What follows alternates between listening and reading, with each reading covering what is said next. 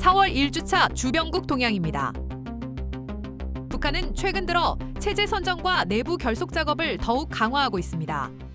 북한 당국은 인민의 존엄과 생명 안전을 최우선으로 한다는 당 정책을 반복적으로 선전하면서 주민 통제와 체제 정당성을 강조하고 있습니다. 그러나 실제로는 청년층을 대상으로 한 사상 교양 사업에서 러시아 파병군 유가족을 전면에 내세우며 파병의 성과와 희생을 미화하고 이를 김정은 체제에 대한 충성심 강화 수단으로 활용하고 있습니다. 특히 북한은 러시아와의 군사 협력을 단순한 외교 협력이 아니라 체제 유지와 경제적 생존의 수단으로 활용하고 있습니다. 북한은 러시아 파병과 군수물자 지원을 통해 외화를 확보하고 그 대가로 러시아로부터 군사기술과 정찰, 우주미사일 관련 기술 지원을 기대하고 있는 것으로 보입니다. 이는 북한이 단순히 핵무기만이 아니라 정찰 위성, 무인기, 장거리 타격 능력 등 미래형 전력을 동시에 강화하려는 흐름과 연결됩니다. 또한 북한은 대한민국을 더 이상 같은 민족이 아닌 적대적 국가로 규정하는 노선을 공식화하고 있습니다. 김정은은 최고인민회의 제15기 177차 회의에서 대한민국을 가장 적대적인 국가라고 표현하며 핵무력 강화를 다시 강조했습니다. 이는 남북 관계를 사실상 국가 대 국가의 대결 구도로 전환하고 핵과 미사일 능력을 중심으로 체제를 유지하겠다는 의도를 분명히 한 것으로 볼 수 있습니다. 결국 북한은 대남 관계를 화해와 교류가 아닌 억제와 위협, 그리고 군사적 압박 중심으로 재편하고 있습니다. 미국에서는 중동 문제와 관련된 강경 발언이 이어지고 있습니다. 트럼프 대통령은 이란 전쟁의 조기 종료 가능성과 함께 이란 정권 붕괴 가능성까지 언급하며 압박 수위를 높이고 있습니다. 그러나 루비오 국무장관은 중동 지역 병력 증파가 실제 전투 투입보다는 선택지를 확보하고 억제력을 강화하기 위한 차원이라고 설명했습니다. 이는 미국이 당장 전면전에 뛰어들기보다는 이란을 압박하면서 협상력을 높이려는 의도로 해석됩니다. 한편 파키스탄은 미국과 이란 간 협상을 간접적으로 중재하고 있다고 공개적으로 밝혔습니다. 이는 중동 문제 해결 과정에서 파키스탄과 같은 이슬람권 국가들의 외교적 역할이 확대될 수 있음을 보여줍니다. 반면 미국 내부에서는 이란전을 영상과 게임처럼 홍보하는 방식에 대한 비판도 커지고 있습니다. 전쟁을 지나치게 오락화하고 있다는 우려가 제기되고 있는 것입니다. 또 하나 주목할 부분은 미국 정보 안보 커뮤니티 내부의 혼선입니다. 국가대 테러센터 수장이 사직 후 FBI 수사를 받고 있다는 점은 미국 안보 조직 내부의 신뢰성과 기강 문제를 보여줍니다. 미국은 여전히 세계 최강의 정보 역량을 보유하고 있지만 내부 정치화와 기관 간 갈등은 장기적으로 전략 수행 능력에 부담이 될 수 있습니다. 일본은 중동과 동중국해, 남서도서 방면에서 동시에 안보 역량을 강화하고 있습니다.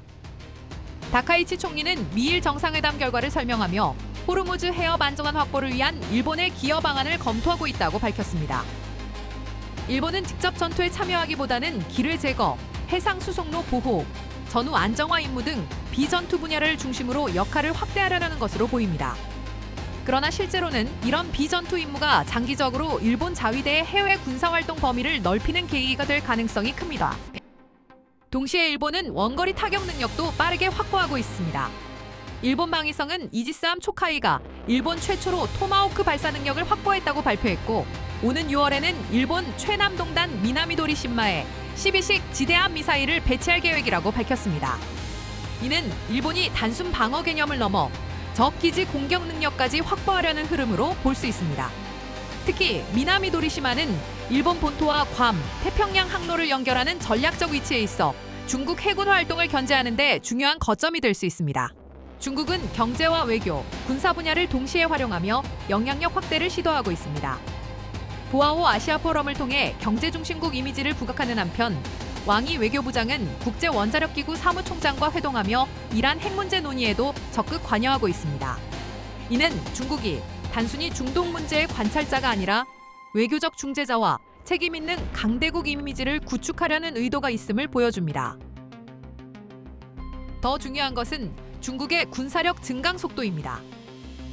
일본의 사사카와 평화재단은 중국이 2035년까지 최대 2,000개 규모의 핵탄두 실전 배치 능력을 확보할 수 있다고 전망했습니다. 이것이 현실화될 경우 중국은 미국과 러시아에 버금가는 전략 핵 보유국으로 올라설 가능성이 있습니다. 그렇게 되면 동부와의 핵균형 자체가 완전히 달라질 수 있습니다. 한국과 일본은 미국의 확장 억제에 더 크게 의존하게 될 것이고, 동시에 자체적인 미사일 방어와 장거리 타격 역량을 강화하려는 압박도 커질 수 있습니다. 또한 중국은 최근 CCTV를 통해 최신형 로봇 늑대 부대를 활용한 시가전 훈련 장면도 공개했습니다. 이는 중국군이 드론, 로봇, 인공지능을 활용한 미래형 전쟁 수행 능력을 빠르게 키우고 있음을 보여주는 장면입니다. 과거에는 병력 수와 재래식 전력이 중요했다면 앞으로는 AI와 무인 체계, 데이터 처리 능력이 군사력의 핵심이 될 가능성이 큽니다. 러시아와 우크라이나 전쟁은 여전히 소모전 양상 속에 이어지고 있습니다. 그러나 최근에는 휴머노이드 로봇과 다양한 무인 체계가 전장에 등장하면서 전쟁 양상이 크게 변하고 있습니다. 병력 중심 전쟁에서 드론과 로봇, 인공지능 중심의 전쟁으로 이동하고 있는 것입니다. 러시아는 2026년까지 7만 명 이상의 무인 시스템 전문가를 양성하겠다는 계획을 발표했습니다. 이는 단순한 드론 운용 수준을 넘어 로봇, 인공지능, 무인 전투 체계를 국가 차원에서 체계적으로 육성하겠다는 의미입니다. 특히 러시아는 우크라이나 전장에서 FPV 드론, 자폭 드론, 정찰 드론, 무인 수상정 등을 적극 활용하며 전쟁 수행 방식을 빠르게 바꾸고 있습니다. 이러한 변화는 한국군에도 직접적인 시사점을 줍니다. 앞으로 한국군 역시 대규모 유인 전력보다 무인기와 AI 기반 감시 타격 체계를 더욱 빠르게 확보해야 할 필요성이 커질 것입니다.